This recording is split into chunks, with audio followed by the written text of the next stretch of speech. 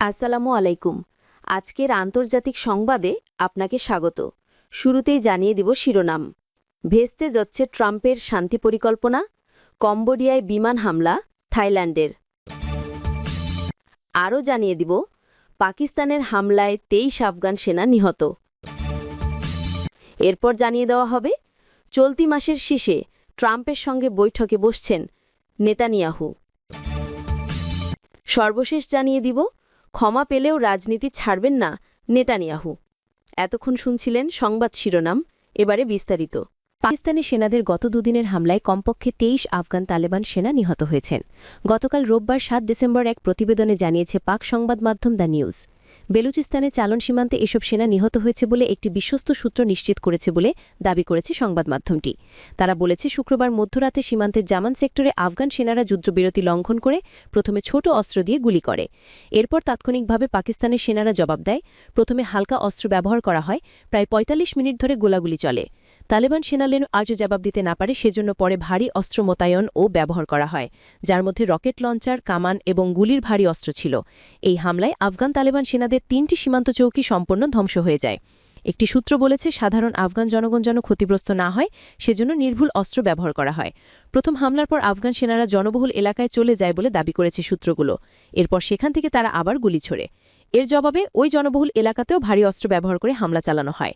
কয়েক সপ্তাহ ধরে চলা উত্তেজনার মধ্যে উভয় দেশই সোমবার সকালে একে অপরের বিতর্কিত সীমান্তে পাল্টাপাল্টি হামলার অভিযোগ করেছে। থাই সেনাবাহিনীর একজন কর্মকর্তা বলেছেন, প্রতিশোধ নিতেই কম্বোডিয়ার সামরিক স্থাপনায় হামলা চালানো হয়েছে। তিনি অভিযোগ করেন, সোমবার এর আগে কম্বোডিয়ার হামলায় একজন থাই সেনা নিহত এবং 2 জন আহত হয়েছেন। থাই মেজর জেনারেল উইনথাই সুবারি বলেন, চং আন মা পাস এলাকায় কম্বোডিয়ার অস্ত্রে সহায়ক অবস্থানগুলো হামলার লক্ষ্যবস্তু ছিল, কারণ এসব স্থাপনা থেকে থাইল্যান্ডের আনুপং ঘাঁটিতে হামলা চালানো হয়েছে। এতে একজন সেনা নিহত এবং 2 জন আহত হয়েছেন। থাই সেনাবাহিনীর পক্ষ থেকে অভিযোগ করা হয়েছে, স্থানীয় সময় সোমবার রাত 3টায় কম্বোডিয়া থাই সীমান্তে হামলা শুরু করে। তবে কম্বোডিয়া এক বিবৃতিতে অভিযোগ করেছে, ভোর 5টায় থাই বাহিনী কম্বোডিয়ার বাহিনীকে লক্ষ্য করে হামলা করে। বিবৃতিতে আরও বলা হয়, এটা উল্লেখ করা উচিত যে অনেকদিন ধরে থাই বাহিনীর উস্কানিমূলক পদক্ষেপের কারণে এই হামলা শুরু হয়েছে।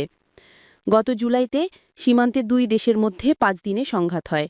এতে উভয় পক্ষের কয়েক ডজন লোক নিহত হয়েছে এবং অন্তত 2 লাখ লোককে সরিয়ে নেওয়া হয়।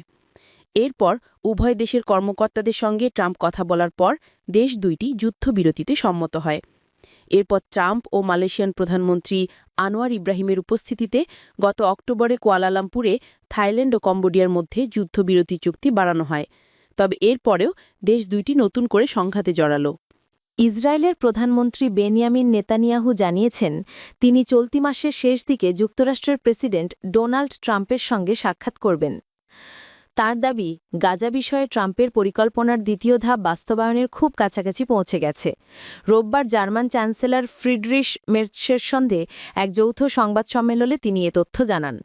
নেতানিয়াহু বলেন, আসন্ন বৈঠকে মধ্যপ্রাচ্যে শান্তির সম্ভাবনা, বিশেষ করে গাজা উপত্যকায় ফিলিস্তিনি সংগঠন হামাসের শাসন অবসান নিয়ে আলোচনা হবে। তিনি আরও জানান, 2 বছর ধরে চলমান গাজা যুদ্ধ শেষ করতে ট্রাম্পের উপস্থাপিত পরিকল্পনার দ্বিতীয় ধাপ নিয়ে বর্তমানে গভীর আলোচনা চলছে। উক্ত পরিকল্পনায় গাজায় থাকা ইসরায়েলি জিম্মিদের মুক্তি এবং আন্তর্জাতিক নিরাপত্তা বাহিনীর তত্ত্বাবধানে একটি অন্তর্বর্তীকালীন টেকনোক্র্যাট ফিলিস্তিনি সরকার গঠনের বিষয় অন্তর্ভুক্ত রয়েছে। নেতানিয়াহুর ভাষ্যমতে, পরিকল্পনার প্রথম ধাপ এখন প্রায় শেষের দিকে, আর দ্বিতীয় ধাপ নিশ্চিত করতে মাসের শেষে তার এই বৈঠক অত্যন্ত গুরুত্বপূর্ণ হবে। গত 10 অক্টোবর গাজায় যুদ্ধবিরতি কার্যকর হবার পর সহিংসতা কিছুটা কমলেও পরিস্থিতি এখনও উত্তেজনাপূর্ণ। যুদ্ধবিরতির পর হামাস এ পর্যন্ত জীবিত 20 জন জিম্মিকে এবং 27 মৃতদেহ ইসরায়েলের কাছে হস্তান্তর করেছে। এর বিনিময়ে ইসরায়েল প্রায় 2000 ফিলিস্তিনি বন্দী ও আটক ব্যক্তিকে মুক্তি দিয়েছে। তবে এখনও একজন ইসরায়েলের জিম্মির মৃতদেহ গাজায় রয়ে গেছে। ইসরায়েলের প্রধানমন্ত্রী বেনিয়ামিন নেতানিয়াহু বলেছেন, চলমান দুর্নীতি মামলায় প্রেসিডেন্টের কাছ থেকে ক্ষমা পেলেও তিনি রাজনীতি থেকে সরে দাঁড়ানোর কোনো ইচ্ছা নেই। রোববার 7 ডিসেম্বর এক প্রতিবেদক তার কাছে জানতে চান, ক্ষমা পেলে তিনি কি রাজনৈতিক জীবন থেকে অবসর নেবেন? জবাবে নেতানিয়াহু স্পষ্টভাবে বলেন, না। গত মাসে নেতানিয়াহু দেশটির প্রেসিডেন্ট আইজ্যাক হার্জোগের কাছে আনুষ্ঠানিকভাবে ক্ষমা প্রার্থনা করেন। তার আইনজীবীরা যুক্তি দেন যে ঘন ঘন আদালতে হাজিরা দিতে হওয়ায় দেশ পরিচালনায় নেতানিয়াহুর সক্ষমতা বাধাগ্রস্ত হচ্ছে এবং তাই একটি ক্ষমা রাষ্ট্রের জন্য ভালো হবে। তবে ইসরায়েলে সাধারণত বিচার প্রক্রিয়া শেষ হয়ে রায় ঘোষণার পরই ক্ষমা দেওয়া হয়। কোনো চলমান মামলার মধ্যবর্তী সময় ক্ষমা দেওয়ার নজির নেই। ঘুষ, জালিয়াতি এবং আস্থাভঙ্গের অভিযোগে অভিযুক্ত নেতানিয়াহু এইসব অভিযোগ বারবার অস্বীকার করেছেন। তার আইনজীবীরা বলেছেন, মামলাটি পুরোপুরি শেষ হলে নেতানিয়াহু খালাস পাবেন বলেই তাদের বিশ্বাস। এদিকে নেতানিয়াহু আবেদন করার আগেই যুক্তরাষ্ট্রের প্রেসিডেন্ট ডোনাল্ড ট্রাম্প ইসরায়েলি প্রেসিডেন্টকে চিঠি দিয়ে প্রধানমন্ত্রীকে ক্ষমা বিবেচনা করার আহ্বান জানান। এদিকে দেশটির বিরোধী দলীয় কিছু রাজনৈতিকবিদ বলেছেন, কোনো ক্ষমা দেওয়ার আগে নেতানিয়াহুকে অবশ্যই রাজনৈতিক জীবন থেকে অবসর নিতে হবে এবং দোষ স্বীকার করতে হবে।